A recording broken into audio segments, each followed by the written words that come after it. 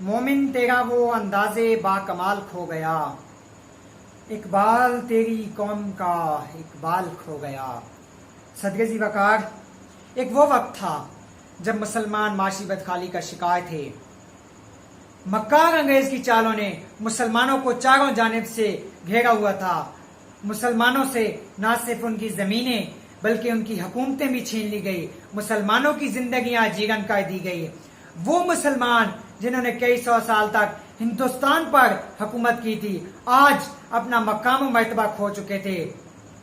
सदके ज़ी वक़ार, ऐसे में कोई इकबाल पाकिस्तान का ख्वाब देखता है और मुसलमानों की गैरत को ललकारता है कि उठो, तुम तो हाकिम थे, तुम मुहाफिज थे, तुम अपने नबी की सुन्नतों पर पैरा अमल थे, कि तुम वो नहीं कि तुम्हें गुलाम बना दिया जाए। ऐसे में कोई सैयद इल्म कलम की अहमियत को उजागर करता है कि ऐसे में कोई कायदे आजम हक को सदाकत का आलम उठाए हुए नारे तकबीर की सदा बुलंद करता है, अपनी कौम की रहनुमाई का परचम उठाता है, ताकि मुसलमान एक अलग कौम की हैसियत को पहचान सकें और मुसलमान अपना सब कुछ छोड़ छाड़ कर इस ख्वाब को शर्मिंदा ताबीर करने चले आज आते हैं।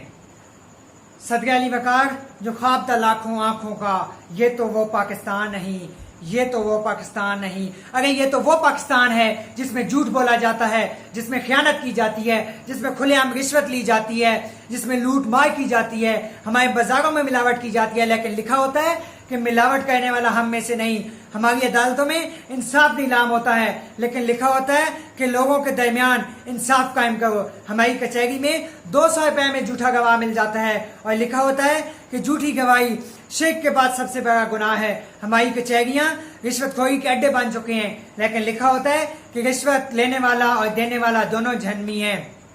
सदके अली वक़ार, आज 73 साल गुजर जाने के बावजूद भी हम आजाद नहीं है। हमारा हर नौमौलूद बच्चा IMF का मकरूज है। हमारे पास गैस तो है, लेकिन हमारी सनदें गैस से महरूम है। सदके अली वक़ार, हमारा मुल्क ज़राई मुल्क तो है, लेकिन हमारे किसान खुशहाल नहीं है।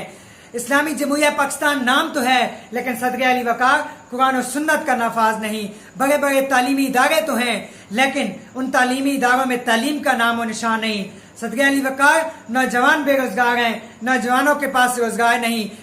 जब ये सारी हालत देखते हैं तो बेसख्ता ज़बान से निकलता है, जो ख्वाब था लाखों आंखों का, अरे ये तो वो पाकिस्तान नहीं, अरे ये तो वो पाकिस्तान नहीं।